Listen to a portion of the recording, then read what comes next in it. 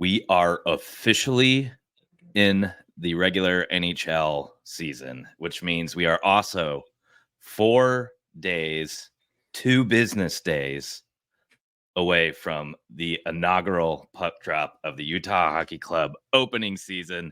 This is the Clean Hits podcast. I'm your host, Brad. We got Corey, we got Kenny.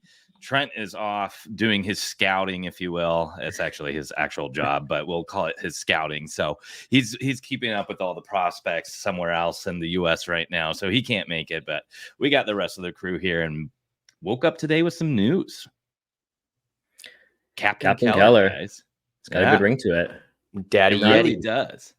Yeah, not totally unexpected. I think we kind of saw this coming. There was kind of a change in the commentary coming from Bill Armstrong and Andre Tourney, where it was always like everyone will agree, everyone will know when we're ready to see who the captain's going to be. And then that kind of changed over the last probably week or two, where it was becoming more evident that this was going to be Clayton Keller. And well-deserved, I think, right? He's kind of been through it all with the team going back to Arizona. Drafted in 2016, so 8 years ago, and pretty much through his whole career, he's had to live through all the relocation talk. Seems like he really kind of guided the club for the move to Utah, and just look at his leadership and coming back from his injury. And I think that he was the pick in my mind. Yeah. And go ahead, Kenny. I was just gonna say to your point, he's the second longest tenured member on this team, followed shortly behind Lawson Krause. So Lawson Krause we acquired earlier in that year, and then Clayton Keller at the end of that year signed his entry-level contract and came up and played a couple games when he was wearing that number 14 in St. Louis. I don't know if you guys remember that, but under Dave Tippett of all people. Yeah. So and ironically, those two, not just due to the tenure, but just I feel like just due to how much they're respected on the team, those were my top 2 picks. And ultimately, at the end of the day, I do feel like Clayton Keller was the right pick. And I know Trent's gonna laugh at me when he sees this, because I always said, "Hey, pick the right guy for the room." And he's like, "You also have to make sure it's one of the top 3 skilled forwards on the team." And I know Corey agrees there. We had a little fun banter about that back and forth, but I agree. I think it's the right move. It's someone that I see being here more long term than, say, a Lawson Krause, even though I don't expect him to go anywhere anytime soon. So very, very happy for Keller, and I'm excited to see who the alternates are.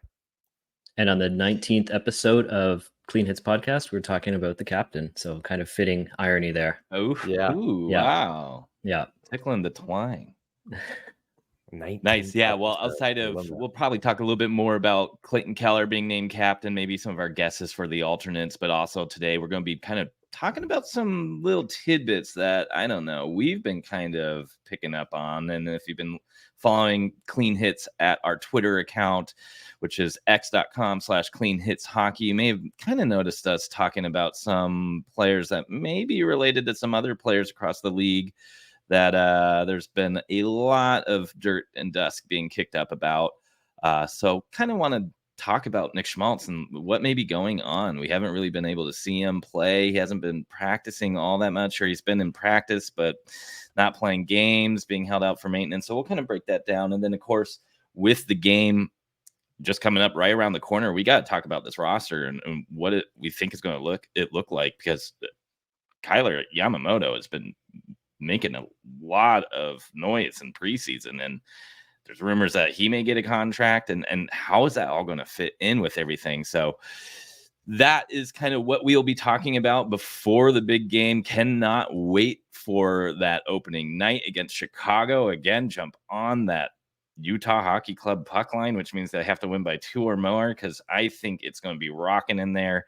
And you can't trust the Blackhawks goaltending situation right now. So I think this is going to be a really fun game. Kind of it could be a pretty high scoring back and forth tilt, but I think Utah's going to come out ahead. No bias, obviously.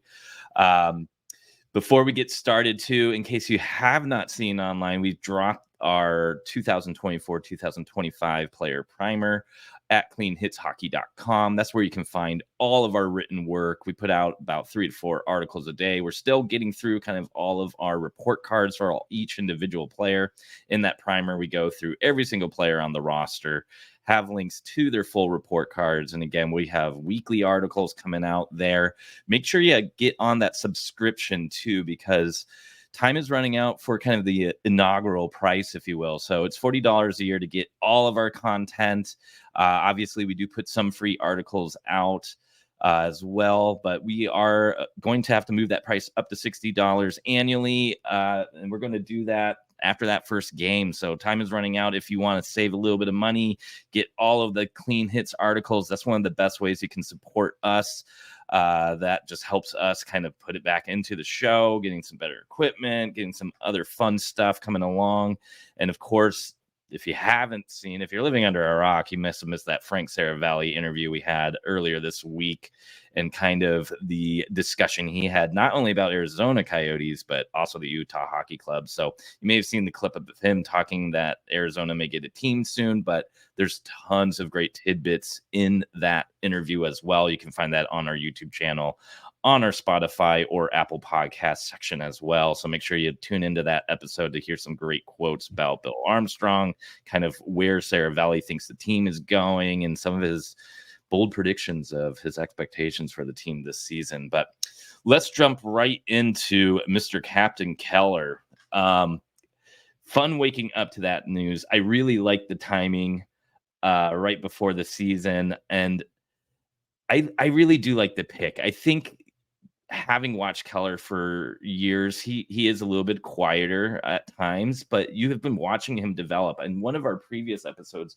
I talked about a kind of a turning point that I thought I saw in him, and that was when Andrew Ladd stuck up for Keller after he took a big hit and just went after that guy who kind of crushed Keller into the boards. And ever since then, it felt like Keller kind of felt more confident and looked like he had kind of a wake-up moment that people have his back because they view him as a star player. And ever since that game, I feel like I've seen him kind of cutting into the middle of the ice, not being as scared to make big plays and take the hit, being more active against the boards. And that rounding out his game like that has really kind of turned him into a dual threat. He's not just the playmaker that he was when he first came onto the team. His goal scoring prowess has improved ever since then, and you can see he's more vocal. Those games where he gets the game-winning goal and has a big celebration at the home games, at the away games, it's always kind of been building, and he seems like he's becoming more and more of that leader. So I'm really excited. I think this really solidifies kind of what this core looks like, and definitely helps that we kind of have some leadership set in stone now, because the past couple of seasons, this team has only had alternate captains. So some of your other initial thoughts on that, guys? Yeah, like I said, just off the top of the show, I think we kind of saw this coming. I think a lot of people, when they think captain, they get a little maybe too caught up in the power forward type. And I don't know if that's just coming off of Shane Doan or Keith Tkachuk, or looking around the league and you'd see like Jerome McGinley, a longtime captain at power forward, and banging into guys and that sort of thing. But Keller can lead in a different sort of way. And, we've seen other types of captains win like that, right? Barkov in Florida winning the cup last year. And I don't know how much this paid into it as well, but you look at the other contenders for the captaincy, and I think Lawson Krause would have been a good fit, but he's somebody who's still kind of battling consistency issues. Like he had long stretches last year where he was kind of MIA. And then I think another good candidate would have been Sergachev, but I mean, how could he not be? 2 Stanley Cup rings, right? But also new to the team, so it's not really an awkward selection, but it's different. And I think if you were going to go down that road, you almost kind of want to wait a year and then give it to him then, after he's kind of come into the team, met the guys, that sort of thing, and then you can name him captain. So I do like the Keller pick for sure.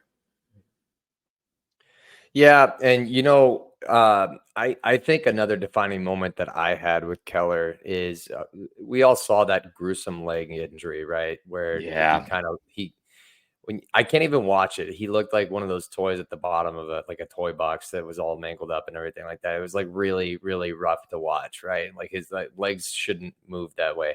And then you think about what that can do to the mental of someone, right?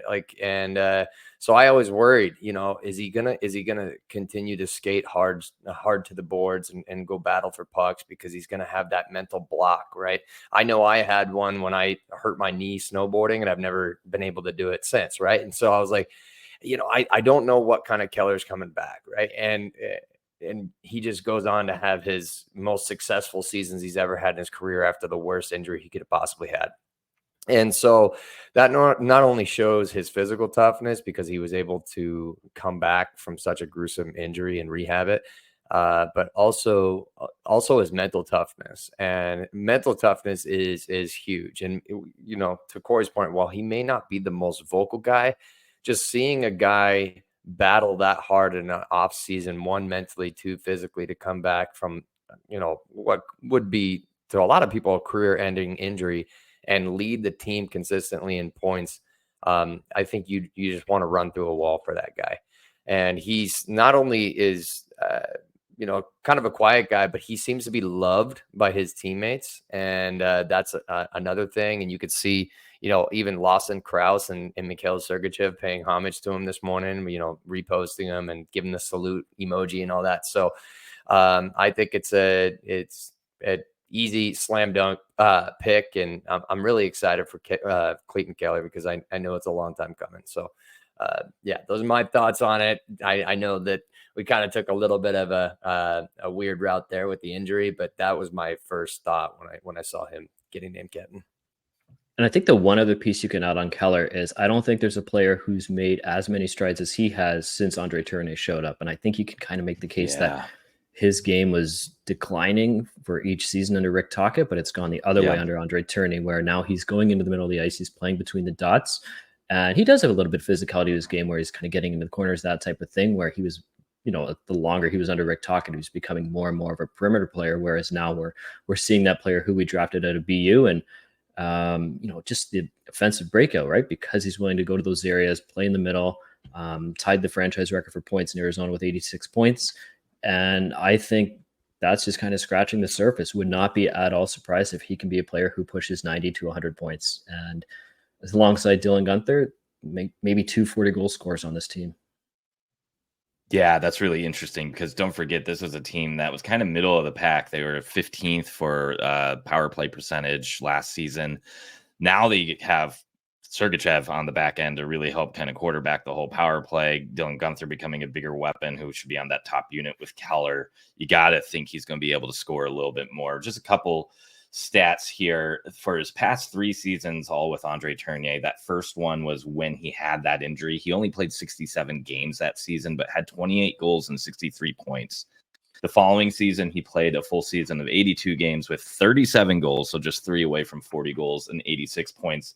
Last season, he played 78 games, so missed 4 with 33 goals and 76 points. So very impressive numbers there.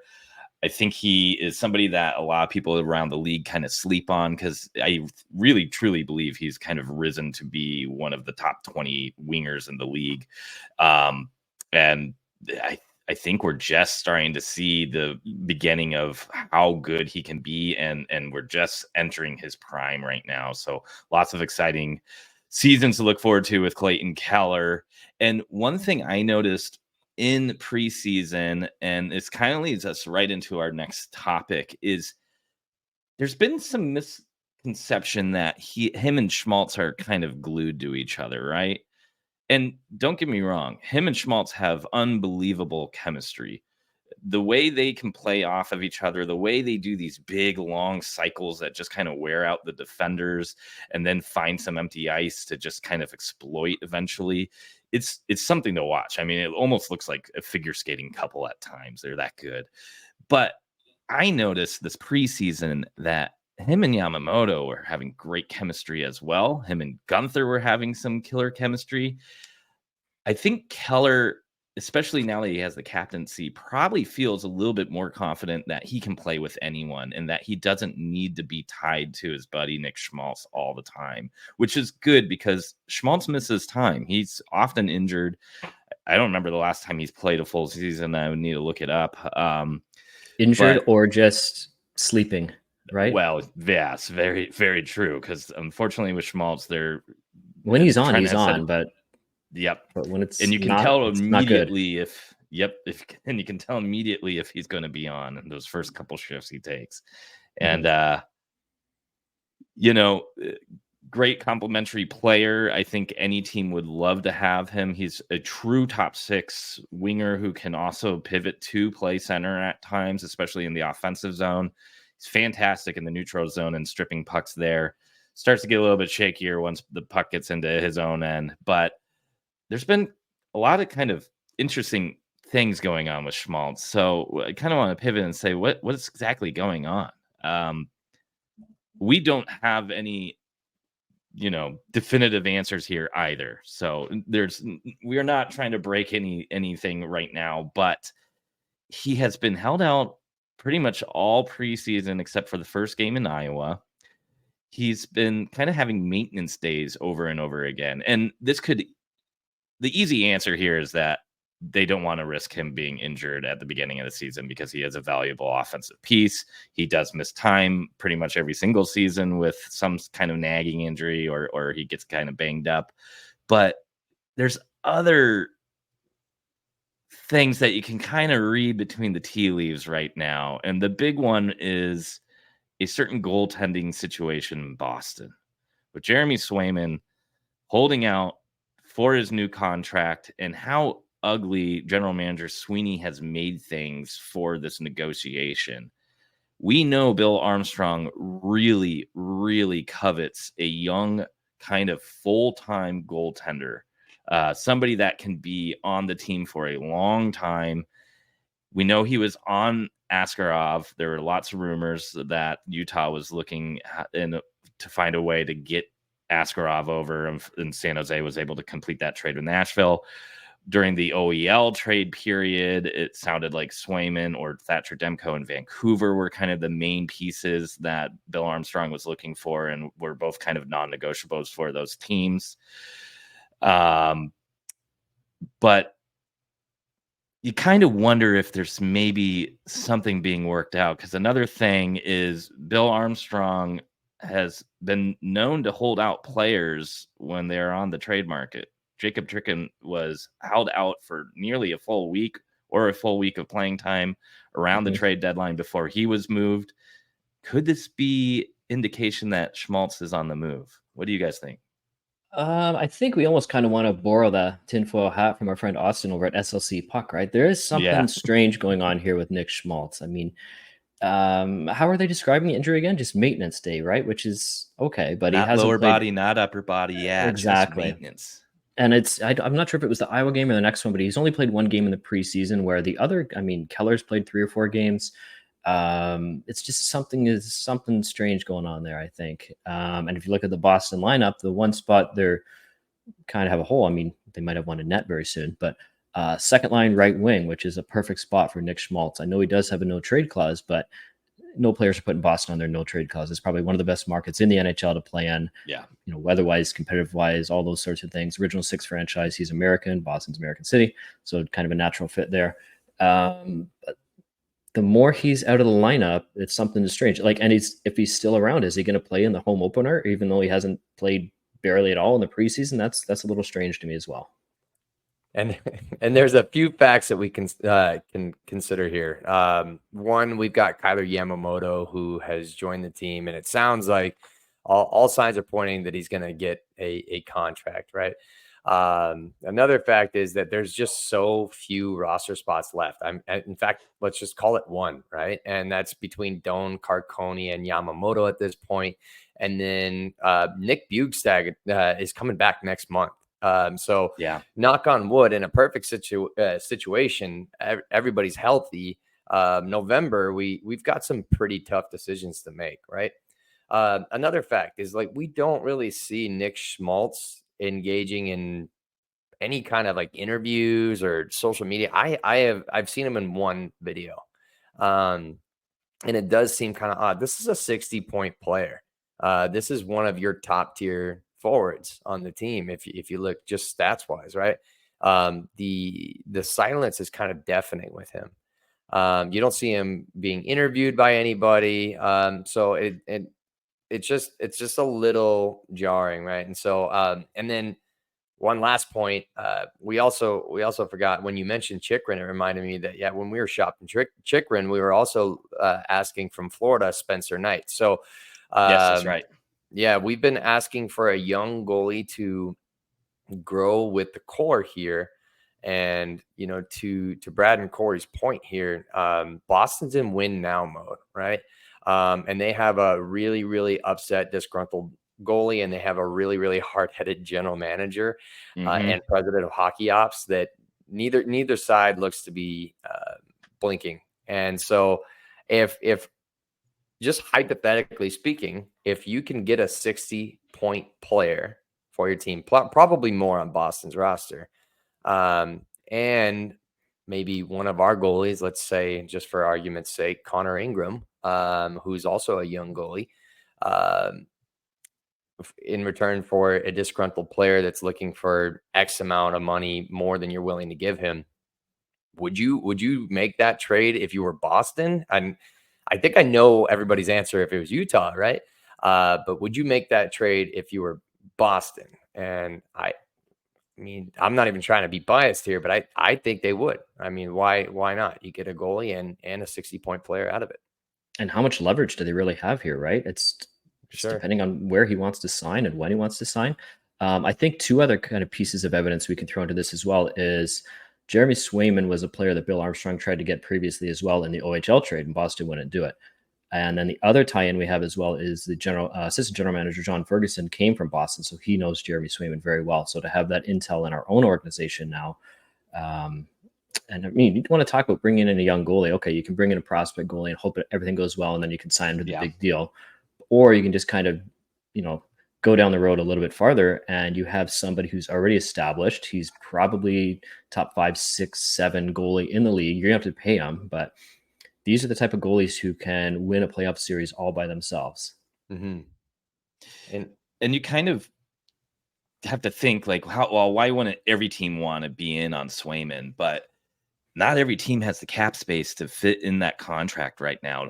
And then the teams that do have the cap space, not all of them have a goaltender that they would be willing to part with, because that has to be a piece for Boston, where you could argue that between Veggie and Ingram, there's two pieces that Boston may like. And Ingram's obviously the more, I can't even say established, but he had a better season last year. He seemingly has a much higher ceiling than Veg does. But, the cap savings is important for Boston too, because that allows them to kind of fiddle around with the roster more. But even if it was to be Ingram, who maybe he takes a $5 to $6 million contract down the road, that's still, $3 to $2 million less than what they would potentially be paying Swayman. And the other aspect about this is really strong defensive teams can really do wonders to goaltenders. I mean, we kind of saw this. Yep. Coyotes have been kind of a goalie factory back in the day, between Brizgalov and Smith, making Darcy Kemper a name. First round pick. Who was which one? We got a first round pick out of Darcy Kemper. Goalies never go for first round picks. So that's just, especially back then. For Dubnyk is another name that comes to mind. And if on the Kemper side of things, I mean, Colorado won a cup with him. I wouldn't say Kemper's an elite goalie by any means, but sometimes these really strong teams that have depth, especially down in the blue line, can really do wonders with these types of goalies. But on the flip side, because now it sounds like, well, why would we want to get rid of Ingram then and save a little bit of money? On the flip side, you look at a team like Toronto, where there is constant issues with goaltending, or Edmonton, who now looks like they may finally be figuring it out a little bit with Skinner, but it becomes very scary when you start to commit to your roster on your forwards and defensemen. You're spending big money there, and you don't have a goaltender lined up, and you don't have the prospects coming up the pipeline. So Bill Armstrong wanting a young goaltender really makes sense in a lot of ways, because then it allows him to be able to figure out exactly how he needs to spend the cap with all these other players. And the way we have so many assets stacked, you can start to think of like, well, if let's just say down the road, Daniil Boot wants a huge contract, but Matica down in the AHL has been tearing it up, and he scored 15 goals when he got his call up. Maybe down the road you find some way to make it all work with the cap space, because you already know how much you're committed to for your stud goaltender, your stud winger, and Dylan Guenther. Right. hopefully by next season, are your stud center and Logan Cooley. So Yeah, lots of layers there. I think you can kind of cheat with a not necessarily a lesser goalie, but you look at a team like Vegas, right, who wins with Aiden Hill in net. I mean, talking about former Coyote goalies, if your defense is strong enough and if you have the right collection of defensive forwards in the bottom half of your lineup, I think you can get away with an Aiden Hill type. You look at the Red Wing teams who won in the 90s and early 2000s with Chris Osgood, but then you look at the other side of the coin, and if you can get like that dominant Hasek style goaltender, and that's not to say Jeremy Swayman's going to be the next Hasek, but Hasek dragged a very average Buffalo Sabres team all the way to the finals, right? I don't think there was a 50-point score on that team. Or even, I mean, you look at the Mike Smith thing, right? Where that was not a very offensively minded Coyotes team, and they got all the way to the third round.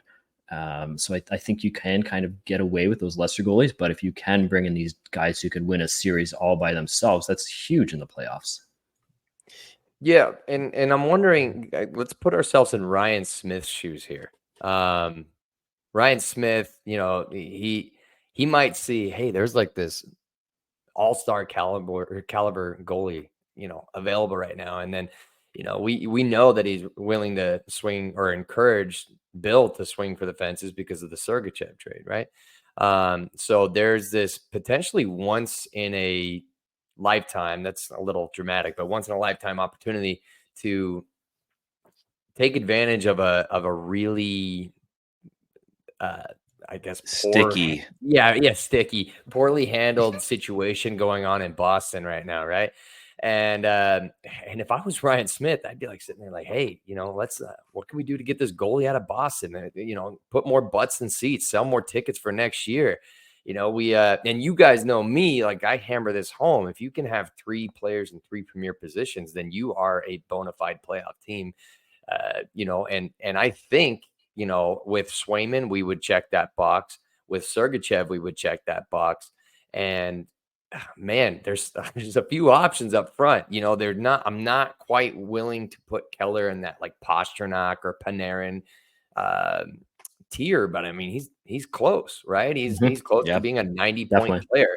And then you get Gunther, who might put up 40 goals, and Cooley. Like, you know, I don't know what to exactly to expect out of Cooley, but you know, eventually he's coming. He might be the best player on the team. So yeah, I think that you take this gamble and, you know, you jettison someone like Nick Schmaltz out of there, say, hey, thanks very much, but go have fun in Boston, go try to win a cup. We're going to take our chances on the future and acquire a goalie that, you know, would not normally be acquirable. So I'm all about it, guys. I keep checking my my feed, and I type in Schmaltz and Swayman into X and see if there's anything new. I you know, you guys, I was beating the Askarov drum. You can only imagine how hard I'm beating the Swayman drum now. And one more idea to throw out there is if Swayman comes to Utah, he's going to be the goalie for, I mean, he's going to get a probably 7-year contract, right? So he's going to be the goalie for the future. That means there's not going to be a space for Michael Rabel. He's currently playing at UMass. Send him to Boston. That's an easy sell for local fans where they're already kind of turning on Swayman. You saw the fan went viral last night with a sign behind. It was Corpus Hello in net, I believe. Yeah. That said, take 64 or go, right? Like the Boston media, the Boston fans are very much siding with Boston management on this. So, and I mean, that's kind of the culture in Boston, right? Where you kind of take less to fit with the team. They saw that with Bergeron, Marchand, and there's been a couple of guys who've kind of gotten more, Pasternak, McAvoy, but there's been all kinds of players in the last, you know, decade, 2 decades where they just didn't fit in Boston. Joe Thornton, Sagan, and they were moved out. And maybe Jeremy Swayman is the next name on that list. Yeah, well, and if he comes over to Utah, he knows that the neighbors and all the Utah community will be very receptive to him, because I saw an article this week. I think it was Bell Frazier's article about all the players' neighbors coming over with baked goods. I think Liam O'Brien said one of his neighbors brought a bottle of whiskey. They have that High West distillery up in Park City. That's incredible. But just the community coming together and sharing their appreciation to all the new players on their new NHL team has been really fun to kind of read about, and must be making all the players feel right at home. So Swayman, if you're out there and you want the best muffins you've ever had, get over to Utah, buddy. But we can give you Top tier whiskey. We can give you top tier whiskey and muffins. What do you say? Exactly.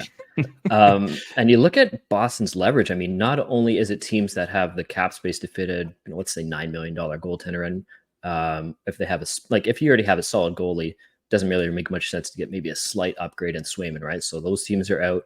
And then the other thing playing against Boston here is because he's a restricted free agent, he has to sign by December 1st or he can't play this year. That's less than 2 months. So very little leverage, if any, on Boston's side, right? So and I mean they're still very much in a cup window, so they need a goalie if they're going to win the cup. I think Korpisalo can do a lot better in Boston than he did in Ottawa, but they're not going to win the cup with Jonas Korpisalo in net.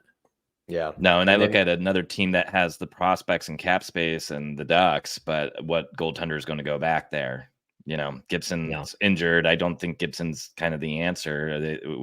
Utah has more quality. I would imagine that would be a little bit more intriguing on top of the winger who could definitely produce over there. Yeah, and I think the Ducks want to be bad for at least another year. I mean, they didn't drastically improve. Yeah, I mean, I heard they took some swings in free agency, but I think now at this point they're like, okay, we got what we've got, and you know, we acquired some young players, and they're going to be in the roster. There's going to be growing pains. Let's maybe do it for one more year, get one more top pick, and then, you know, because they're already talking about shipping out Cam Fowler. Of course, Gibson's been on the market, so it sounds like they're going to be sellers again, and probably another top 5 bottom team. God, I don't know how I put that. Bottom 5 team, I guess, is the best way I should have said that. But just to put a neat little bow on the Boston and Swayman and the Nick Schmaltz rumors that we're kind of drumming up here. At the end of the day, if you take Swayman out of this, there is still that huge conundrum that we're in, that like we've got too many players for this roster. And players that have been impressed. Josh Doan has impressed. Carconi has impressed. Yamamoto has impressed and is probably going to get signed. And they're not just going to keep Nick Bjugstad on the shelf. So I know injuries happen, but there's a lot of movement where there's not a lot of spaces. So something to keep an eye on. I mean, Kyler Yamamoto, I don't know what else you could possibly ask for him to earn a contract. I know on our last episode, or maybe the one before that, he was kind of trending down, but then he came in. I think he got 1 goal in the next game, and then he got 2 goals in the game after that. And not just like fluky goals or just wide open nets or things like that, but one was a really great deflection. One was going to the net, something Nick Schmaltz doesn't really do. And like, what has he not done to earn a contract, right? I mean, if he can get a 2-way deal and give Utah a little bit of flexibility, then you can kind of send him down to Tucson. But I don't know, 1-way deal, 1 year, $1 million. And then that's your potential Schmaltz replacement. Yeah, it fits in pretty nicely, doesn't it? Almost as nicely as that layup to get to our next topic, which is Yamamoto and potential roster cuts and what this roster will finally look like on opening day. If you do have any ideas of what a trade proposal for Schmaltz and Swayman may look like, definitely comment in our Twitter account at Clean Hits Hockey, or maybe give us a comment on this YouTube video. Or you can find us on Instagram, where, speaking of Yamamoto, Kenny just broke down another awesome goal from preseason that Yamamoto really kind of got going in the defensive end and shipped the puck up to Hayton, who made a beautiful spinorama pass over down to, was it Keller who scored? Yeah. It's just a filthy play. And like, it was. Who were they doing that with 2.5 minutes left in the game? Come on, I love that. Like, that's so rude. But it was so beautiful, man. So yeah, guys, follow the Instagram if you're watching this. You know, we're gonna do a lot of fun stuff on Instagram, and especially when the season starts. So at Clean Hits Hockey on Instagram, it's fun. Sorry, Brad, I didn't mean to jump in. No. It was that was an awesome goal, and it just got me so pumped. I'm super excited for this season. Yep, I didn't even realize kind of that sneaky play that Yamamoto did on the defensive end there too, to get the whole play really initiated. So again, make sure you're following us on Instagram, because Kenny does a hell of a job really breaking down exactly how these plays develop, and we'll be doing that all season long with some of the bigger plays per game. But going to Yamamoto here, Craig Morgan, part of PHNX and the All City Utah, kind of mentioned yesterday that he's hearing rumblings that a contract may be in order. Why we keep on saying how does this all fit is this off season we were having discussions with people on Twitter and Instagram and everything about if Josh Doan was going to be on the opening roster or Michael Carcone.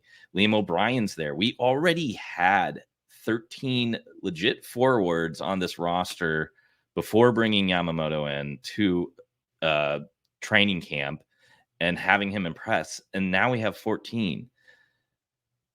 Josh Doan is able to go down to Tucson and play for the Roadrunners, but he has looked fantastic. Mm-hmm. And they've been playing him at center a lot, which is really interesting because Nick Bukestad's being out until November is really going to give Josh Doan an opportunity to play the center position, potentially play on that third line with maybe Michelli and Krause, or Michelli and Carcone, or Michelli and Yamamoto.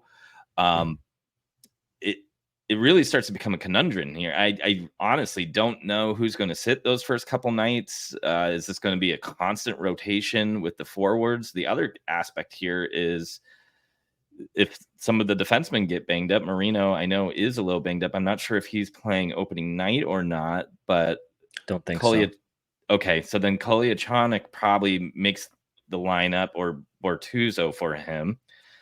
Mm-hmm. But if we were to have another injury at defense, now we're talking about having to bring someone else up while still having all these forwards to carry. So it's a good problem to have. Don't get me wrong. But I'm sure Bill Armstrong is losing a little bit of hair out of that luxurious lock of hair he does have, trying to figure out how to make all these pieces fit. What do you guys think? I think, beyond just Doan and Yamamoto, I think Carcone has had a great preseason as well. All three of them deserve to make this team. I agree. Maybe playing against Doan is that he does have that two-way contract and has that flexibility to go down, but he's played well. He's played well at center, like you said. There is a slot there with Bukestad out for the first month of the season. And then the other piece is somebody's going to settle the first game because Liam O'Brien is going to play in that home opener. So he has. That's just another wrinkle in this, right? He's going to play. Yes. He's going to get in a fight. Yes. Yep. He's the fan favorite. He's going to set the tone. He will fight. It's going to make that whole arena go crazy. It's going to make it extremely loud and distracting. And that's why the Utah Hockey Club is going to be winning by at least 2. And you should be taking the puck line. I knew you were going there. I love it. Are we talking who's getting the first goal? Because I'm going Captain Clayton Keller. You're going Keller? I like it. I'm going Gunther. I may have to sprinkle that. I'm going Gunther. I think he wants to show off his new paycheck a little bit. So can you imagine if the first goal is O'Brien? Oh my God! Yeah, I think he got immediately. He got the first goal in the last game in Arizona, right? So it would kind of be a fitting bookend if he got the first goal in the new home. That's so true. I didn't see it. I don't know what happened. I was out getting beer. I think if he scores the first goal, you immediately raise 38 to the rafters and just let him walk off. Like that's peace, Utah. It's been real. Build a statue outside. The guy looks like a Yeti. I mean, come on, like everything is making sense here. So no, that'd be Yeah, I got to go Gunther, but I do like the O'Brien pick. It's spicy, no pun intended. And what I think of it too, just the other thing going back to Swayman, if you bring him in, how quickly is he playing, right? Because he has not been at Boston's training camp. He hasn't played a hockey game since the playoffs. So if you're moving out a goalie, I guess if let's say you move out Karel Vejmelka and Ingram is still around. So Ingram's got to play the first 4, 5, 6 games probably, which is fine, but does leave you a little short. Matt Villalta would have to come in, I guess, until Swayman is good to go because he hasn't played in a long time, but just kind of one more wrinkle to fit in there as well. Yeah, interesting. I haven't thought about that either. But yeah, Vejmelka has definitely had strings of very good games, so I'm sure he could at least kind of hold down the fort for a little bit there while Swayman gets back into shape. I really am interested to see what this opening night roster looks like. If I had to predict, and let's say Schmaltz is still on the team, I think Yamamoto has to get in and Liam O'Brien has to get in, which means I think Carcone would sit. And I guess Maybe Doan would be in on third center then, or is my math incorrect here? I think mean, we maybe got the one easy extra answer player. is we take off the tinfoil hats. Nick Schmaltz is actually hurt and he doesn't play in that first game. Yeah. And that creates a spot. No, that's true. That's a good point too. And I ultimately, guys, like as fun as it is to speculate, I do think that's what's going on. Yeah.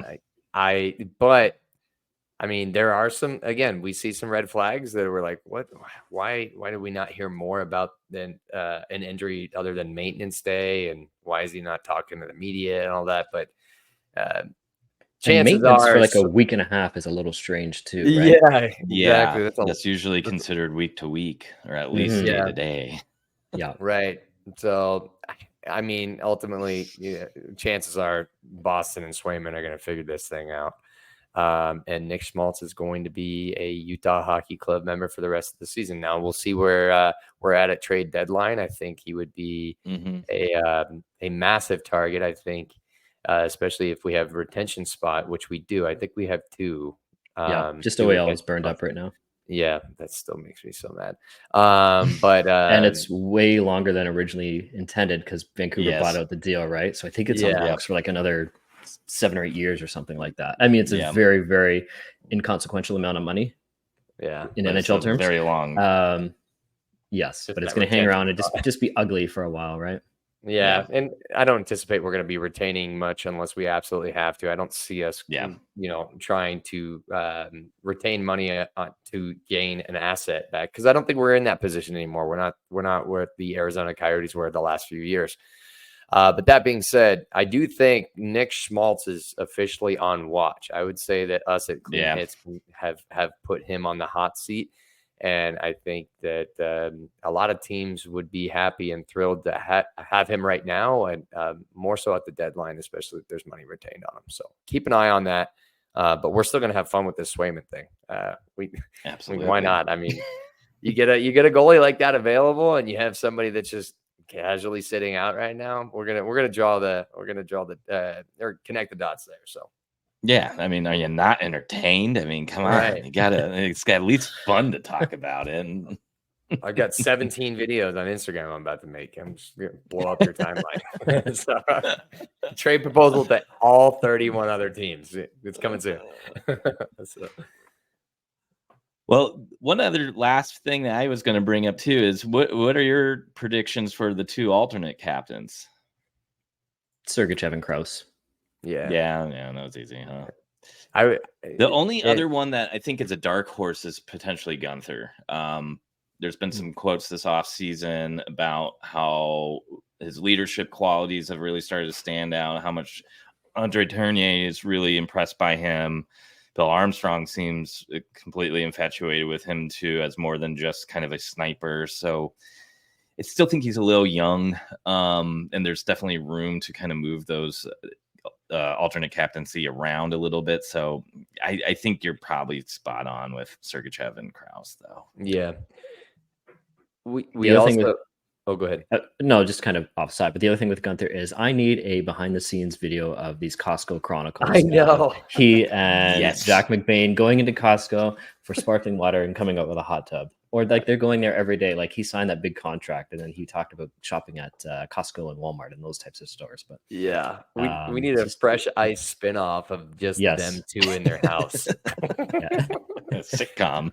Yeah, a sitcom. Right, exactly. I saw that and I cracked up. I can only imagine how much fun those two have living together, and I would love to see that. That'd be hilarious. Yeah, I mean they could be the Utah's version of the Costco guys, right? Right, exactly. Well, and then I know that this guy has been brought up a lot in this in this podcast, but I mean, if we look back to last year, Schmaltz also wore an A. So Schmaltz, if he's here, you could see him potentially wearing an A. I could also see Dursey wearing an A. It wasn't the most popular in our Discord when I mentioned it, but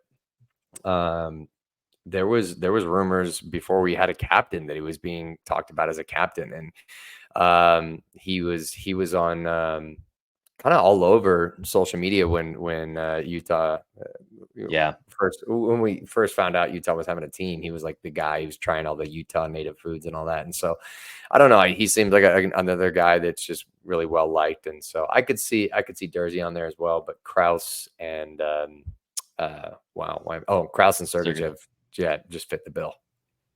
Yeah, speaking of our Discord, we do have a Discord. You can find the link in our Twitter bio on our link tree.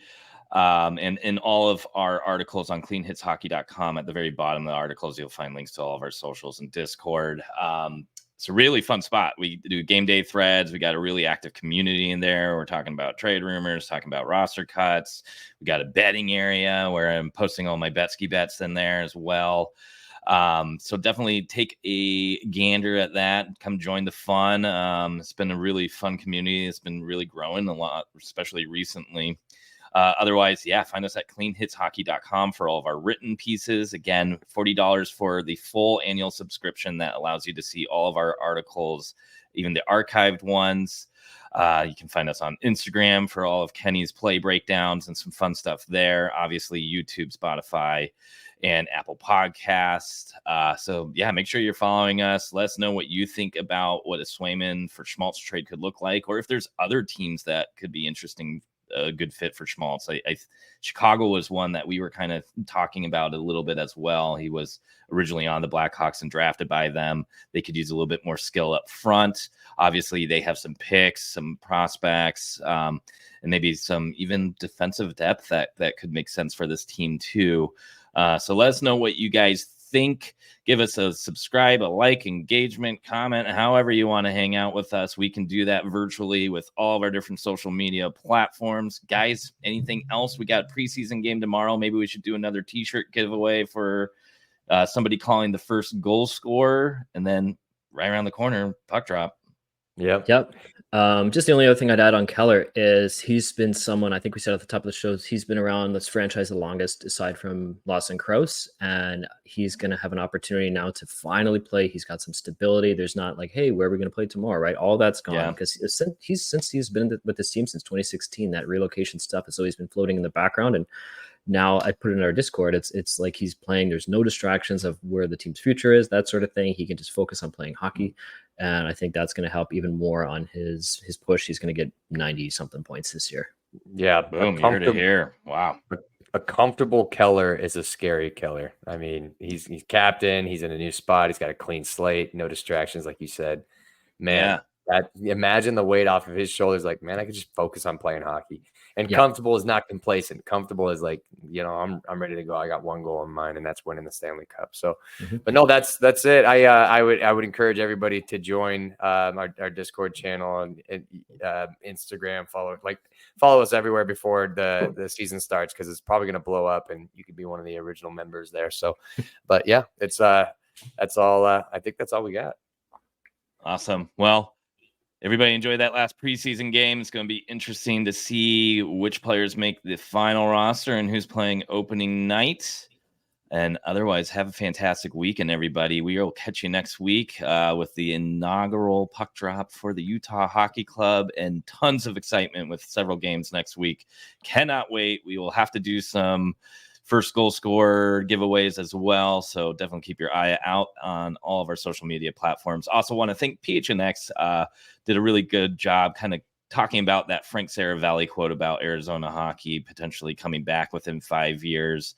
So big shout out to them. Make sure you're following them for more just kind of hockey talk about that in the Valley. Also, they're also the Utah podcast.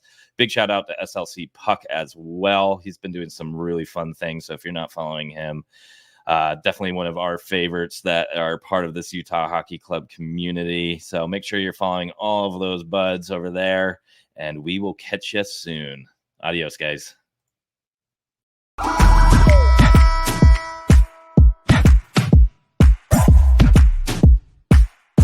know we're running it now. Watch the game change.